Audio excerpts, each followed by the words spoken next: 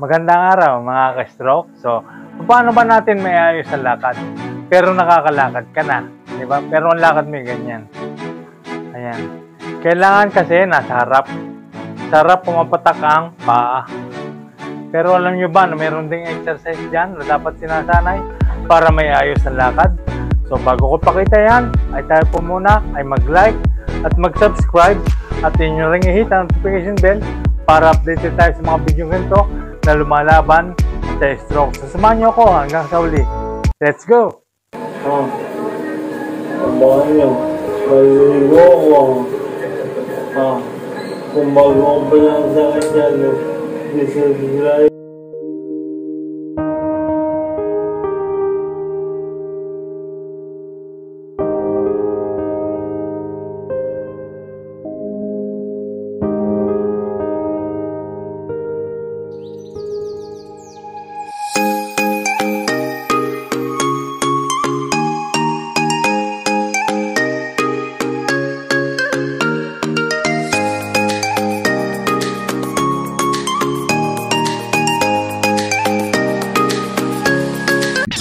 Unang-una, ba't pa tayo ganyan na nagkikilakad natin? Kasi mabigat pa at isa pa ay mahina ang ating balanse. So, kailangan patibayin natin ang balanse at pagaanin ang paa. So, ipapakita ko po sa inyo ang unang step. So, ganito po. So, balancing po muna at syempre, exercise din sa tuhod. Ganito po unang gagawin. Nakaganyan po. Tapos, ganyan. Taas. Tapos, ganyan. Ayan. Tapos, balik. Ayan. Taas. O, ganyan. Ayan. So, pwede po natin bilangan ng kahit 5 repetition. Kung mahirap pa, kahit 5 lang muna. Parang ganito. Ayan. 1, 2, 3, 4, and 5. Yun po ang ating affected parts na paa. Ayan. So, sunod, yung malakas. Ayan, medyo mahirap yan. Ayan, parang ganito. 1, 2, 3, 4, and 5. Ayan. Ulit-ulitin natin yon ng 3 sets. Para masanay ang ating balanse sa bayabang at sa paa. Pati na rin ang ankle ay may exercise din. Ang sunod po ay ganito. Ganito pa rin po ang kamay. Taas. Tapos ganyan. Tapos balik. Ayan. Pwede rin gawin natin ng 5 repetition. Anong ganito? 1, 2, 3, 4, and 5. Tapos sa kabila, ayan. Mas mahirap po pagka iniangat ang mas malakas na parte ng paa. Ayan. So, ilalagay po dito sa side ng affected parts parang ganito. 1, 2, 3, 4, and 5. Ayan. Ito po, ito na sa mga lumalakad at medyo may malakas na ang paa. Ang pinakauli at ang pinaka-importante ay ganito po, paghakbang. Paghakbang ng ang patak ay sa harap. Ganito po. 1, balik. 2,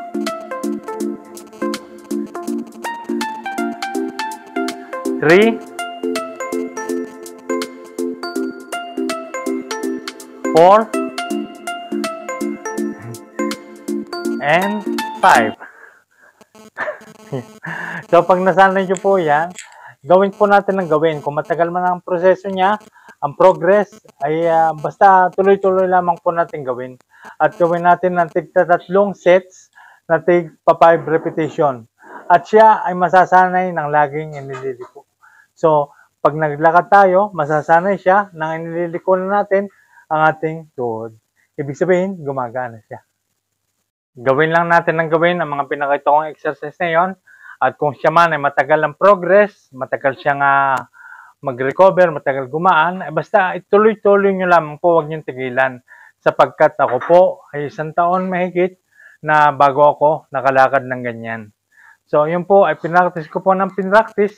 Kapag lagi mo pong ginagawa mga bagay na yan, ay mararamdaman nyo na nasasanay ang kanyang paa, ang ating paa.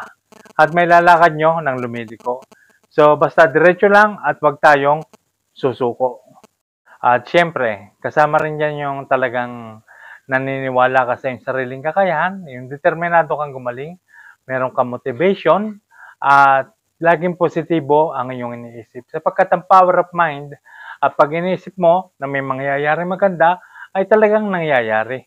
Example ko na lamang sa inyo, na meron kayong, halimbawa, inihahaplas, naniniwala kayo na gumagaling siya dahil sa panghaplas na iyon.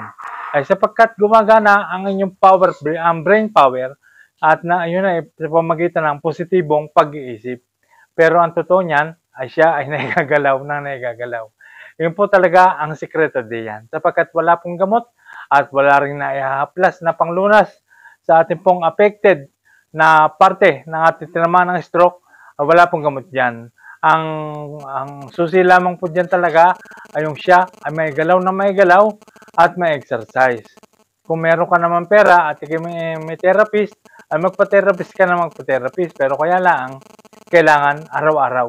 Araw-araw dapat siya nagagalaw. Especially yung mga litid at saka yung mga joint, ayan ang dapat na igagalaw.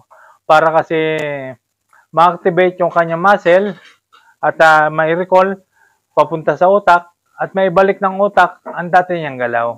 Hindi man siya 100% ay may gagalaw. Yun ang importante. At ang importante rin ay lagi kang maniwala na may pag-asa. Hindi naman tayo bibigyan ng pagsubuka na hindi natin kaya lampasan. Tayo ay binuhay pa, ibig sabihin tayo ay pinalalaban pa. May pag-asa pa, ituloy lang natin ang pagkikipaglaban. Yan. At alisin natin ang mga negativity. Yung negativity na naiinggit ka at na meron din kasamang galit.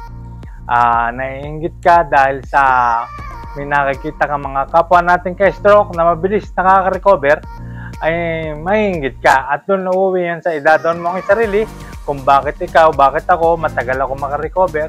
Sapagkat depende rin po yan sa kondisyon ng ating katawan. At hindi rin po pare-pareho ang kondisyon ng katawan at depende rin yan sa pagkakatama ng stroke sa iyo. Meron po kasing transient ischemic, hemorrhagic, at saka ischemic.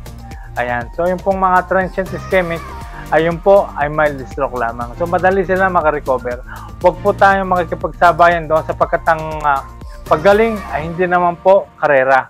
Mas maganda kung mag-focus ka na lamang sa iyong sarili at tulungan mo ang iyong sarili. Kailangan tulungan mo ang sarili mo dahil walang ibang mas makapagpapagaling sa iyo kundi ang iyong sarili. So maraming salamat po. Ayan, manalig din tayo sa Diyos. Tutulungan tayo ng Diyos. Tulungan mo rin ang iyong sarili. Kailangan galaw ng galaw. Yung may puso, positibo ang iniisip, may motivation. Ayan. Yung determinado ka talagang gumaling. So maraming salamat po. At wag mawawala ng pag-asa. Tuloy lang mga laban.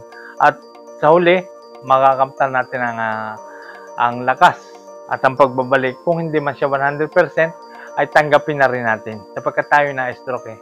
Hindi naman natin pwedeng sa uli na yan eh. Kasi nandyan na yan eh. So, laban lang kapatid. Mahalaga, makabalik ka sa normal na pamumuhay. Makasabay ka. So, maraming salamat po. At pagpalain po tayong lahat ng Panginoon. At lagi nating isa sa isip at isa sa puso. Na tayong lahat ay gagaling, lalakas, at titigas. Yes. Thank you very much and I love you all.